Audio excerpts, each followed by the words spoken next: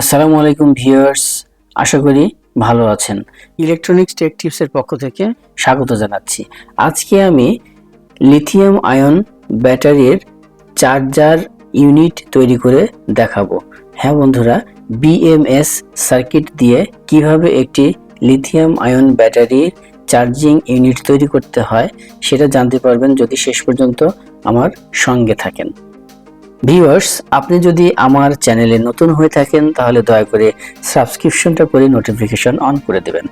আর আপনি যদি আমাদের সাবস্ক্রাইবার হয়ে থাকেন তাহলে আপনাকে অসংখ্য অসংখ্য ধন্যবাদ আমাদের সঙ্গে থাকার জন্য। তাহলে প্রথমে চলুন জেনে নেওয়া যাক আমাদের কি কি লাগবে। 18650 এই মডেলের লিথিয়াম আয়ন ব্যাটারির চার্জিং ইউনিট তৈরি করার জন্য লাগবে TP4056 মডেলের একটি BMS সার্কিট। এই BMS সার্কিটটা আপনারা মোটামুটি 30 থেকে 40 টাকার মধ্যে পেয়ে যাবেন। আমি স্থানীয়ভাবে পাইনি, কিন্তু দারাজ থেকে অর্ডার দিয়ে নিয়ে নিয়েছি। আর লাগবে একটা ব্যাটারির কেসিং, যেটাতে আপনি ব্যাটারিটা খুলে বা লাগিয়ে চার্জ দিতে পারবেন। আসলে লিথিয়াম আয়নের এই 18650 মডেলের এই ব্যাটারিটা খুবই ভালো, কিন্তু আমরা যদি এগুলোকে ঠিকভাবে মেনটেন করতে না পারি, অর্থাৎ ওভারচার্জ বা ডিসচার্জ থেকে যদি আমরা ঠিকভাবে মেনটেন করতে না পারি তাহলে এগুলো দ্রুত নষ্ট হয়ে যায়। তাহলে চলুন আমরা প্রথমে দেখে নিই এই ব্যাটারিটা কত ভোল্ট শো করছে। আমরা দেখতে পাচ্ছি প্রায় 4 ভোল্টের মতো এই ব্যাটারিটা শো করছে। সরাসরি আমরা এটাকে মেপে নিলাম। ভিউয়ার্স, বিএমএস সার্কিটের 4টি কানেকশনের অপশন রয়েছে। ভেতরে 2টি হচ্ছে ব্যাটারির পজিটিভ এবং নেগেটিভ পয়েন্ট কানেকশনের জন্য, এবং বাইরের 2টি আউটপুটের পজিটিভ এবং নেগেটিভকে কানেকশন করে দেওয়ার জন্য। তো আমি প্রথমে ব্যাটারির নেগেটিভটা কানেকশন দিয়ে নিলাম। এরপরে আমি কানেকশনটা দিব ব্যাটারির পজিটিভ। ভিউয়ার্স, আমি আবারও রিকোয়েস্ট করছি, এখন পর্যন্ত আপনারা যারা আমার চ্যানেলে সাবস্ক্রিপশন করেননি তারা দয়া করে সাবস্ক্রিপশনটা করে নোটিফিকেশন অন করে দেবেন, তাহলে নিয়মিত আমাদের নতুন ভিডিও আপলোডের নোটিফিকেশনটা পেয়ে যাবেন। এবার আমি কানেকশন দিব আউটপুট পজিটিভ প্রান্ত। আমি আপনাদের উদ্দেশ্যে আরেকটু বলতে চাই, এই বিএমএস সার্কিটের প্রয়োজনীয়তাটা আসলে কি। একটি চার্জার দিয়ে যদি সরাসরি একটি লিথিয়াম আয়ন ব্যাটারিকে চার্জ দিই তাহলে এটা চার্জ ফুলফিল হওয়ার পরেও চার্জ হতেই থাকবে, এবং এতে ব্যাটারি ওভারচার্জ হয়ে ক্ষতি হওয়ার সম্ভাবনা থাকে। যখন আমরা ব্যাটারি ব্যবহার করি তখন ব্যাটারি ডিসচার্জ হয়। একটা নির্দিষ্ট ভোল্টের নিচে যখন ব্যাটারি ডিসচার্জ হতেই থাকে তখন ব্যাটারি ড্যামেজ হয়ে যাওয়ার সম্ভাবনা থাকে।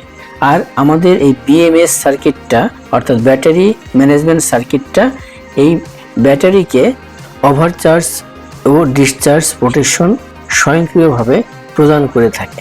সেজন্য আমাদের এই লিথিয়াম আয়ন ব্যাটারিকে এফিসিয়েন্সি বাড়াতে এবং দীর্ঘস্থায়ী করতে এই চার্জিং ইউনিট ব্যবহার করা অত্যন্ত গুরুত্বপূর্ণ।